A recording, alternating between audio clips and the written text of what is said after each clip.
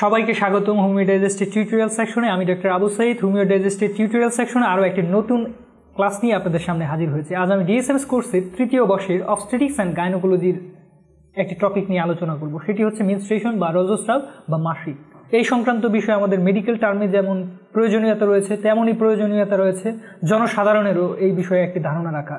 কারণ অনেক ক্ষেত্রেই দেখা যায় যে মেনস্ট্রুয়েশনের সময় অনেক স্বাভাবিক বা নর্মাল ফ্যাক্টরগুলোকেও আমরা অস্বাভাবিক ভেবে বসে থাকি, বা এই সম্বন্ধে ধারণা না থাকার কারণে সেই বিষয়গুলো আমাদের কাছে মনে হয় যে অস্বাভাবিক কিছু। এই জন্য দেখা যায় অনেক মহিলা এই বিষয়ের জন্য তারা টেনশন ফিল করেন, তারা ডিপ্রেসড হয়ে যান। এই বিষয়গুলো যেন না ঘটে, তাই এই মেনস্ট্রুয়েশন সংক্রান্ত আলোচনার মাধ্যমে আজকে এই বিষয়টিকে আমরা আপনাদের সামনে সুস্পষ্ট করার চেষ্টা করব। চলুন তাহলে আমরা আমাদের ক্লাসে ফিরে যাই। মেনস্ট্রুয়েশন বা রজস্রাব হলো উচ্চতর প্রাইমেট বর্গের স্তন্যপ্রায়ীদের একটি শরীরবৃত্তীয় প্রক্রিয়া যা প্রজননের সঙ্গে সম্পর্কিত। প্রতি মাসে এটি হওয়ার কারণে একে বাংলায় সচরাচর মাসিক বলে অভিহিত করা হয়ে থাকে। প্রজননের উদ্দেশ্যে নারীর ডিম্বাশয়ে ডিম্বস্ফোটন হয় এবং তা ফ্যালোপিয়ান টিউব দিয়ে জরায়ুতে চলে আসে এবং ৩-৪ দিন অবস্থান করে। এ সময় যদি পুরুষের সঙ্গে যৌন মিলনের মাধ্যমে নারীর জরায়ুতে শুক্রাণু না আসে এবং এই না আসার কারণে যদি ডিম্ব নিষিক্ত না হয়, তবে তা নষ্ট হয়ে যায় এবং জরায়ুগাত্রের অভ্যন্তরে এন্ডোমেট্রিয়াম ভেঙে পড়ে। এই ভগ্ন ঝিল্লি সাথে শ্লেষ্মা ও এর রক্তপ্রবাহ থেকে উৎপাদিত রক্তপাত সব মিশে তৈরি তরল পদার্থের মিশ্রণ কয়েকদিন ধরে লাগাতার যোনিপথে নির্গত হয়।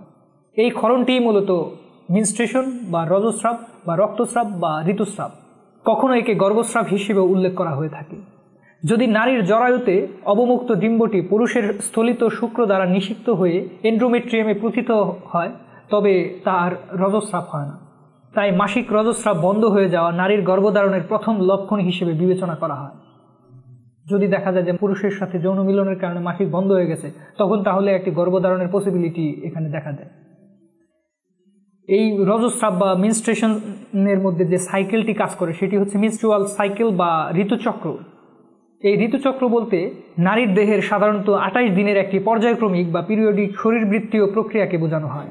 এটি প্রথম শুরু হয় সাধারণত 11 বা 12 বছর বয়সে এবং তারপর থেকে প্রতি মাসে নিয়মিতভাবে হয়। এই চক্র 28 দিন পর পর বা তার কিছু আগে পরেও হতে পারে। ব্যক্তি বিশেষে এই সময়ের সীমার একটু পরিবর্তন হতে পারে। মাসিক রজচক্রকে 3টি পর্যায়ে ভাগ করা হয়ে থাকে। প্রথম হচ্ছে মেনস্ট্রুয়াল পর্যায়ে, যার স্থিতিকাল হলো 5 থেকে 7 দিন বা 3 থেকে 4 দিন। এটিও ব্যক্তি বিশেষের উপর নির্ভর করে অনেকটা।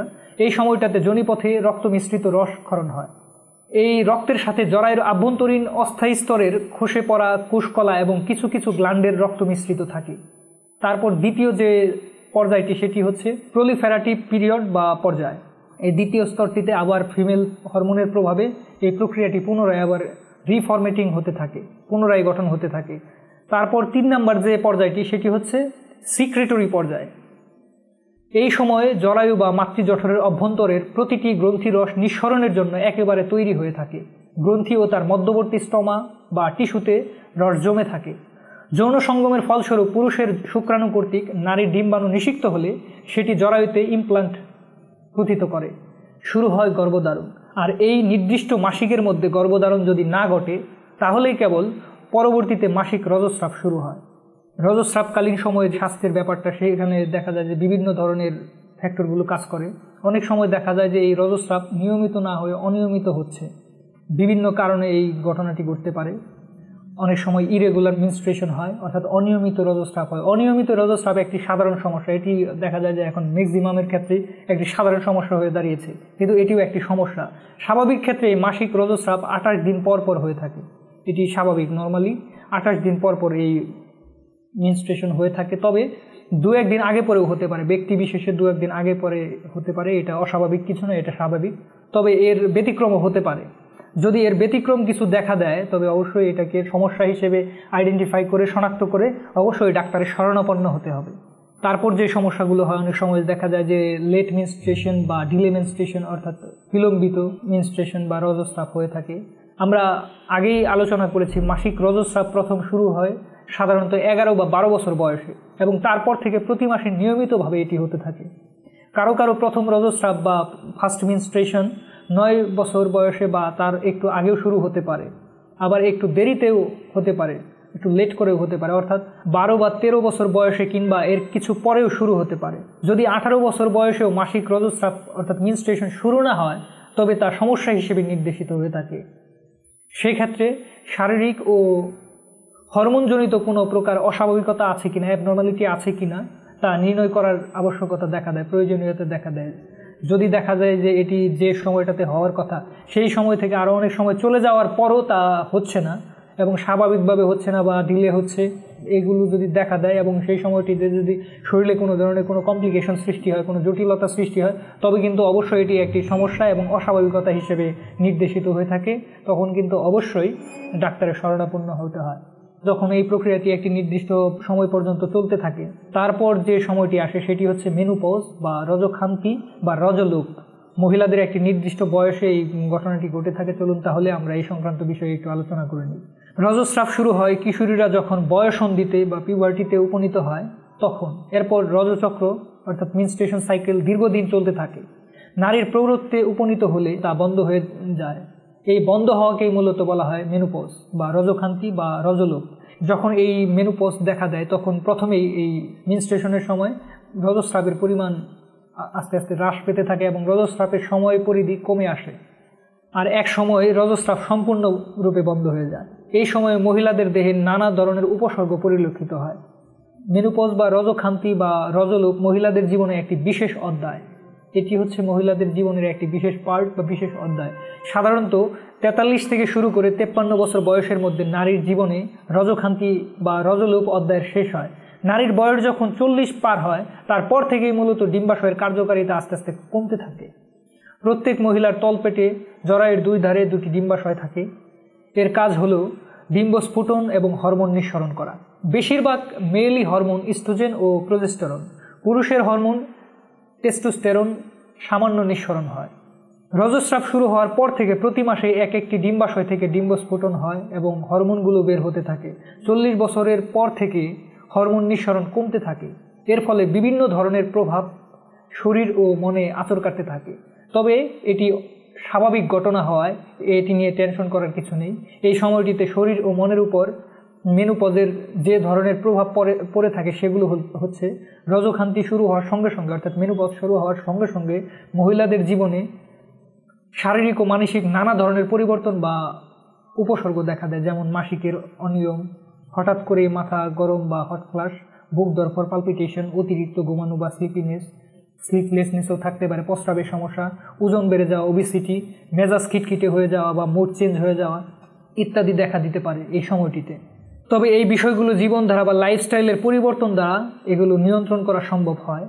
যদি সম্ভব না হয়, অনেক সময় দেখা যায় যে এগুলো পারসিস্ট করতে থাকে, চলতে থাকে, চলমান অবস্থায় থাকতে থাকে, তখন কিন্তু এগুলো সমস্যা হিসেবে পরিগণিত হয় এবং এগুলো সমস্যার ইঙ্গিত করে। অনেক সময় দেখা যায় যে একটি ন্যাচারাল প্রক্রিয়ার মধ্যে ওই স্টেজটি চেঞ্জ হয়ে অন্য একটি স্টেজে বডি চলে যাওয়ার কারণে সেটার সাথে মানিয়ে নেওয়ার জন্য অনেক সময় এই ধরনের প্রতিক্রিয়া দেখা দেয়। কিন্তু এই প্রতিক্রিয়াগুলো যদি একটি নির্দিষ্ট টাইম পর্যন্ত না থেকে সবসময় চলমান অবস্থায় থাকতে থাকে তখন কিন্তু এটি সমস্যা হিসেবে পরিগণিত হয়। কিন্তু এটি যদি চলে যায় তাহলে তো চলেই গেল, আর যদি আরও নতুন নতুন জটিলতার সৃষ্টি হয় তবে কিন্তু এটি সমস্যার ইঙ্গিত বহন করে। তখন কিন্তু অবশ্যই ডাক্তারের শরণাপন্ন হতে হবে। যেহেতু এই সময়টিতে অনিয়মিত ঋতুচক্র বা মাসিকের চক্রের পরিবর্তন হয়, তাই কখনো কখনো একটু বেশি রক্তস্রাব অর্থাৎ একটু বেশি ব্লিডিং হতে পারে, কখনো বা কম রক্তস্রাব দেখা দিতে পারে, আবার অনেক দিন ধরে অল্প ফোঁটা ফোঁটা করে রক্ত যেতে পারে। কমপক্ষে সাধারণত 6 মাস একটানা রক্তস্রাব বন্ধ থাকলে ধরে নেওয়া যায় যে মেনোপজ হয়ে গেছে। মেনস্ট্রুয়েশন বন্ধ হওয়ার বিষয়টি কিন্তু সেই বয়সকে অতিক্রম করতে হবে। তার আগে যদি আর্লি যদি দেখা গেল 30-35 বছরে যদি তার মেনস্ট্রুয়েশন বন্ধ হয়ে যায় তখন কিন্তু এটি অ্যাবনর্মালিটি, এটি অস্বাভাবিকতা, তখন কিন্তু এটি সমস্যার ইঙ্গিত বহন করছে। মেনোপজ বা রজলোপের সময় বা রজোক্ষান্তির সময় শরীরের মধ্যে যে সমস্যাগুলো দেখা দেয়, যেমন হিট ফ্লাশ হচ্ছে মেনোপজ হওয়ার প্রথম বছরগুলোতে হট ফ্লাশ বা মুখ, কান, গার, মাথা দিয়ে গরম ভাব বের হওয়ার বিষয়টিকে বোঝানো হয়। শতকরা 75% মহিলা এই হট ফ্লাশে ভুগে থাকেন এই সময়টিতে এবং সেই সঙ্গে ঘামতে শুরু করে এবং সাধারণত রাতের বেলায় এই ঘাম বেশি বের হয়। আর এটি প্রথম বছরে বেশি হয়। যখন মেনোপজ হয় তার প্রথম বছরটিতে, ফার্স্ট ইয়ারে এটি বেশি দেখা দেয়। সাধারণত 5 বছর পর্যন্ত এটি চলতে থাকে। শরীরে অবসাদ বোধ এবং মেজাজ খিটখিটে হয়ে যাওয়া, অনিদ্রা বেড়ে যাওয়া, শরীরে ক্লান্তি নেমে আসা। ইস্ট্রোজেন হরমোন মস্তিষ্কের তাপমাত্রা নিয়ন্ত্রণে খুব গুরুত্বপূর্ণ ভূমিকা পালন করে এবং গ্রন্থিগুলোকে প্রভাবিত করে থাকে। তাই মেনোপজ হলে ইস্ট্রোজেন হরমোনের ঘাটতির কারণে হট ফ্লাশ হয়ে থাকে। এই কারণে ইস্ট্রোজেন হরমোন প্রতিস্থাপন করে এর চিকিৎসা করা হয়ে থাকে। এটি প্রচলিত চিকিৎসা ব্যবস্থা, কিন্তু হোমিওপ্যাথিতে এই ক্ষেত্রে খুব ভালো চিকিৎসা রয়েছে। এই সময়টিতে হার্টের বিভিন্ন ধরনের উপসর্গ দেখা দিতে পারে এবং ভ্যাজাইনাল ড্রাইনেস দেখা দিতে পারে।